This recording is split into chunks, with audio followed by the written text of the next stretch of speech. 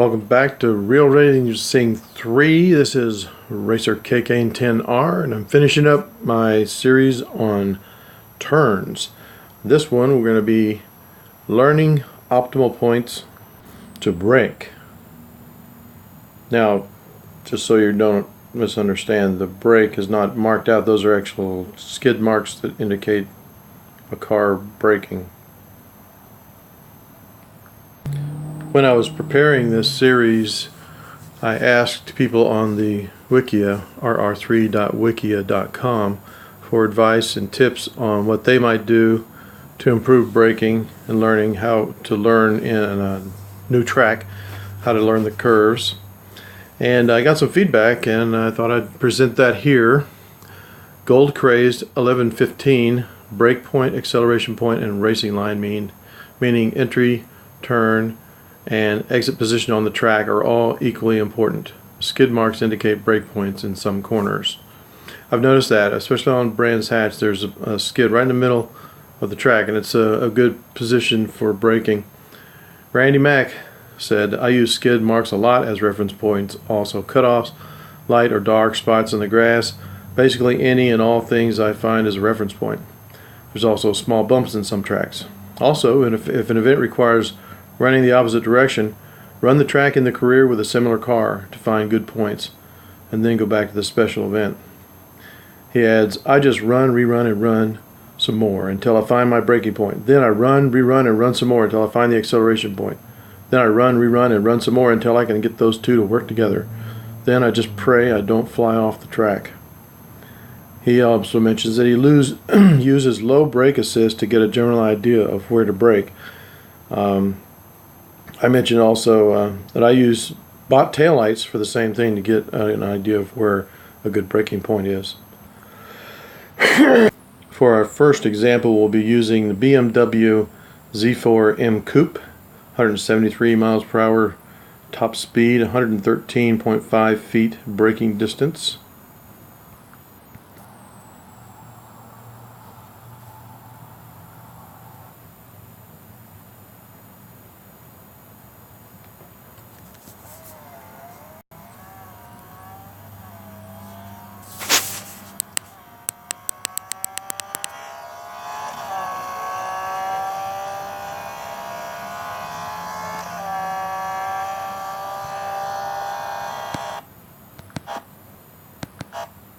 This is the braking point right where the crane was.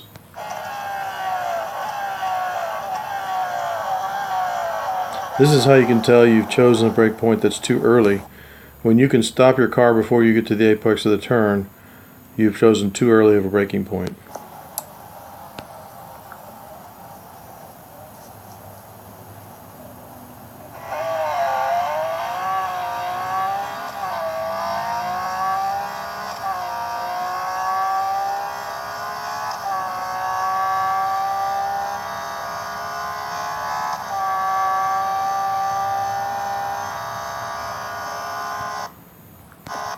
Braking point chosen for this attempt is at the sign after the crane. And this is how you can tell you've chosen a braking point that's too late. You can't keep it on the track. So now we've divided it in half and see if we can find a point in between those 2 points, the long and the short, to see which one is, see if we can find a good point in the middle that does what we want it to do.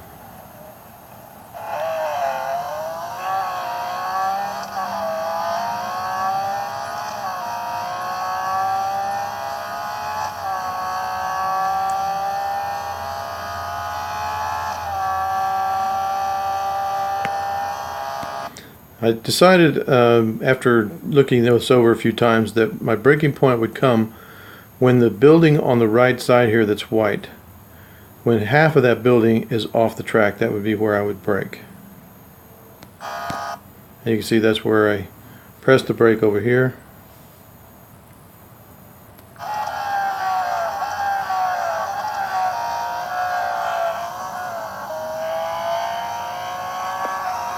And obviously it needs more work on the other turns in this particular car.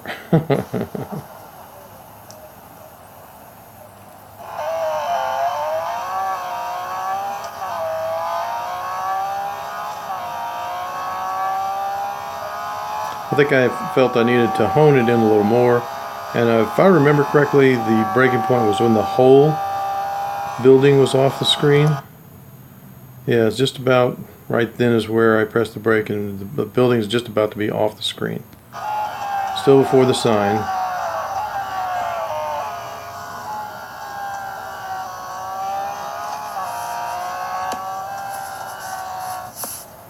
And that concludes our first example.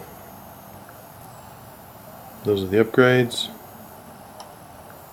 Continuing with some more tips that I got from people on the Wikia page, SM Racer mentioned where you brake determines where you can safely go back to throttle. Braking, start far back and move up incrementally. Always use a reference point. In the example we just used, it was the crane, and part way down the building when it goes off the screen and the sign over the track. Always use a reference point so you can keep track of what you're doing. Go back to the throttle as soon as you can. Maximize exit speed. Push braking as late as you can without compromising exit speed. Rumble strips are part of the track. Use them fully. Have 4 wheels on the track during braking. Having 2 off track significantly extends braking distance. However, under acceleration it doesn't seem to matter if you have 2 off, so you can drive really wide. Just keeping 2 tires in contact with paint and rumble strip without compromising acceleration. For combinations in S turns, the goal is to maximize exit speed of the last turn. Make whatever compromises necessary to earlier turns in order to nail the final turn of a combination. The longer the straightaway after a turn, the more important that turn is. Use this rule to set priorities. Headfool mentions that they use cues and speeds to determine if the turn is fast and safe. He also says, look ahead, like really ahead. The next turn at a minimum, further ahead than you think. Don't fixate on the apex, and I'm assuming he means of the turn you're in. Also, when it comes to prioritization of corners, the most important corner is the fastest corner before the longest straight, according to Carroll Smith, who is a racing expert from Australia, I believe. The Bots line isn't bad, but it's very conservative. It doesn't use all the track, and there are certainly areas where you can take a different line, which is faster. Our next example will be using the Shelby 66 Cobra 427, 168 maximum speed, top speed, acceleration 4.1, 116 feet, 116.6 feet, braking distance, and 1.1 G.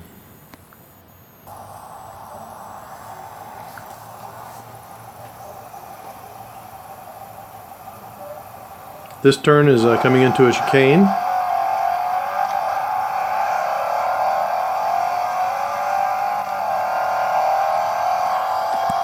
Braking is at beginning of the ripple strip. And as you can see, we stopped well before the apex of the turn. So that point is too early. Starting at the same point again.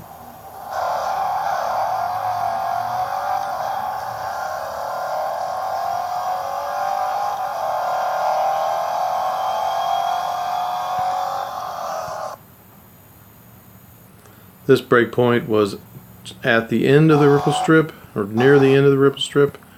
As you can see, we have difficulty maintaining traction, and we're going off track. So that point is too far, too close to the apex.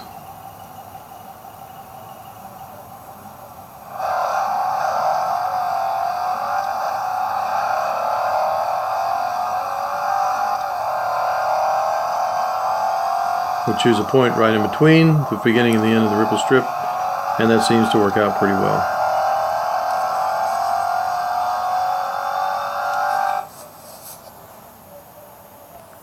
The upgrades for the Shelby.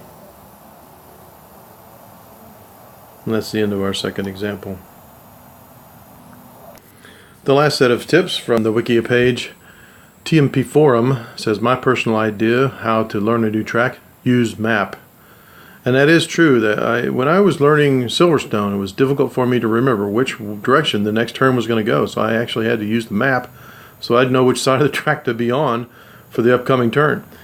First races, I am just starting to brake when I see the corner appearing on the map. This gives me a hint what to expect in terms of radius and corners combination Also gives reference point for further guidance. Of course, some corners will be overshot, some will be too slow at first, but you learn the track and corners while still being able to drive more or less competitively with bots. With next runs, I'm adapting the brake points. Some are earlier, for example, at other points on the map, for later, for example, when the corner hides below the first row of second digits. So I guess it has something to do with where the map is located on the probably chase view. I still keep a lot of braking point references using map, but I'm slowly switching to track references like curbs, skids, trees, signs, etc. to be able to drive even without the map on some challenges with time. The next thing I also learned is where to cut the track to get bonus time.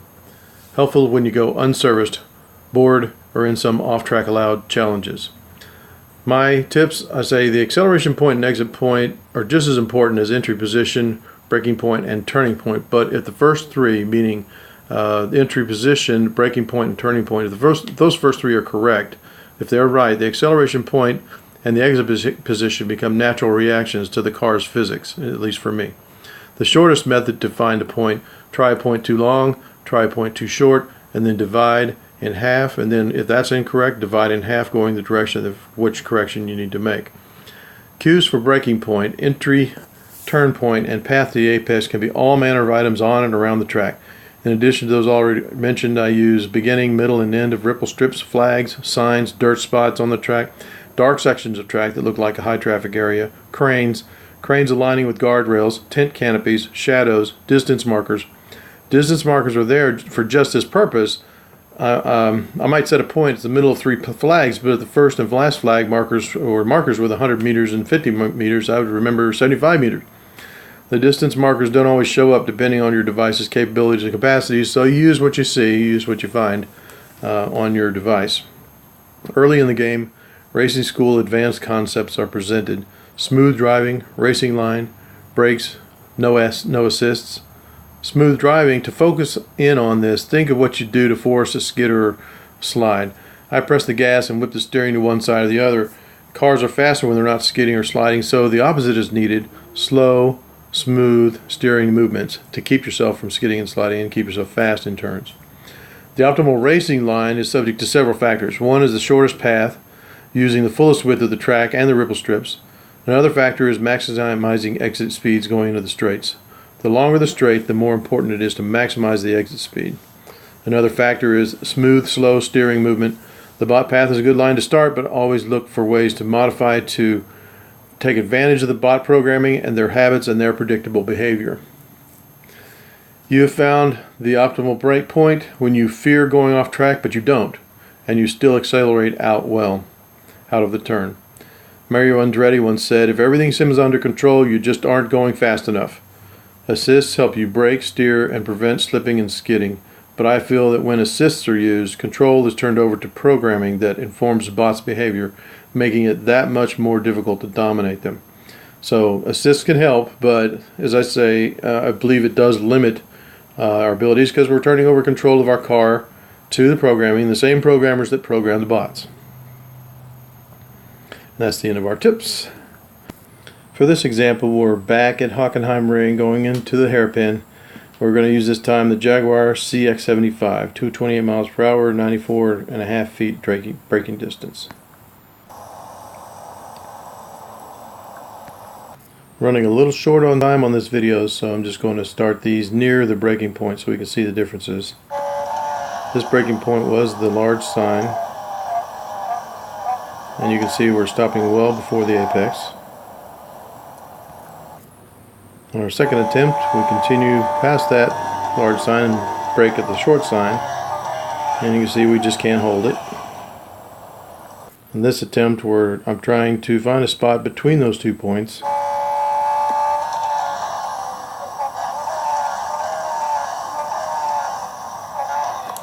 It seems as though it's going to work out. Now, there are times when a challenge asks you to go across the finish line in reverse, so it's important to learn how to aim your car in reverse. So I attempted to run my car in reverse into the end of the guardrail,